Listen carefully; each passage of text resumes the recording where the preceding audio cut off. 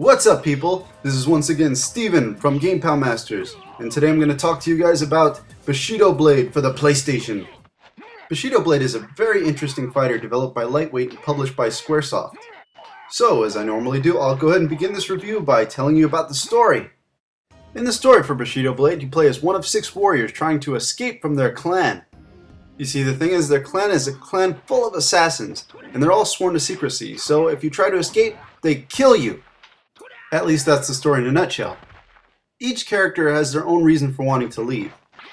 So, on your way of first fighting your way out of a castle, and then fighting your way off the top of a building and some other places, you have to fight through the 6 main characters and some boss characters. A bit of the story is told through each character's intro that you get after, of course, when you pick a character. After that, then most of the story is told after you've killed opponents. The thing I'm a little confused about is each character wants to escape for a different reason. And I'm wondering, are they all just killing each other while they're trying to escape? Or does the story change depending on which character you pick and all the other main characters become castle guards? Now that I think about it, I do remember the intro of the game saying that only one person was trying to escape.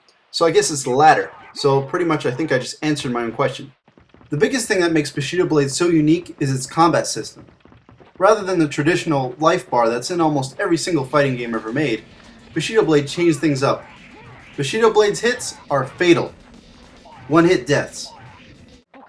And depending on how skillful you are with the combat system, it can lead to some really quick matches. Seriously, like 3 seconds long. The way the combat system works is you have a strong attack, a medium attack, and then you have a low attack to trip your opponents. You can also deflect attacks, as well as change your fighting stance. Each of the game's 8 different weapons have 3 different fighting stances. Well, actually there's really 9 weapons, but I'll get into that in a minute. A really cool addition to the fighting system is the ability to inflict limb damage. A well-placed strike to the arm or legs will disable your opponent. And one of the really cool things about the story mode is all the limb damage you've taken is shown in bandages.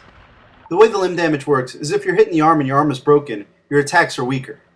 If your character's hit in the legs, then they fall to their knees and they have to do more ground attacks. At that point you can push select and wait to be executed. Oh yeah, and like I said earlier, there is a 9th weapon. There's a gun. But only the character Katse can use the gun. Katse is only playable in the versus mode. And he's also one of the bosses in the story mode. The gun may seem kind of cheap at first, but once you get the hang of the game, Katse is pretty easy to take out. One of the cool things about the story mode is while you're in the castle, you can run to different parts of it. This is a pretty cool feature, especially considering you never have to leave the graveyard at the beginning of the castle. On a weird little side note, your character's outfit in story mode and your character's outfit in versus mode are different. In the story mode, they dress up more like ninjas and Power Rangers. While in the versus mode, everyone wears very traditional Japanese clothing. I have to say though, I prefer the outfits in the versus mode a little bit more than the story mode.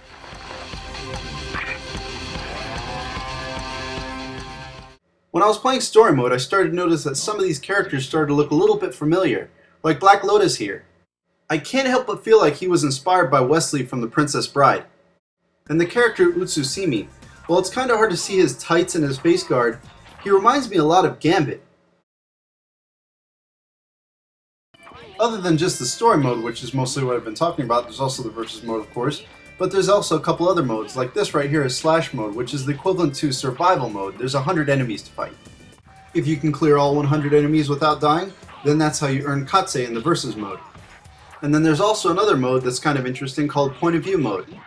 Point of View mode is pretty much the same thing as versus mode, except it's done from a first-person perspective. The interesting thing about this is you could play this in 2 players if you had a PlayStation Link cable. Overall though, this mode is interesting, but I never really had that much fun with it myself. And then there's of course practice mode, where you can hone your skills with a wooden blade, or wooden sledgehammer, or wooden spear. And then of course there's this game's sound. While the voice acting and the sound effects are pretty good, the music is awesome. Bushido Blade has some truly memorable tracks.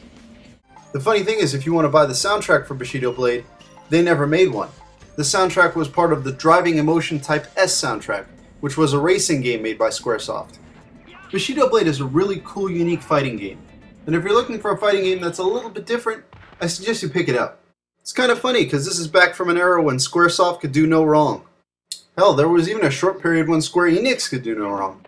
And then they started releasing bad stuff. I'm looking at you, Final Fantasy 13 and 14.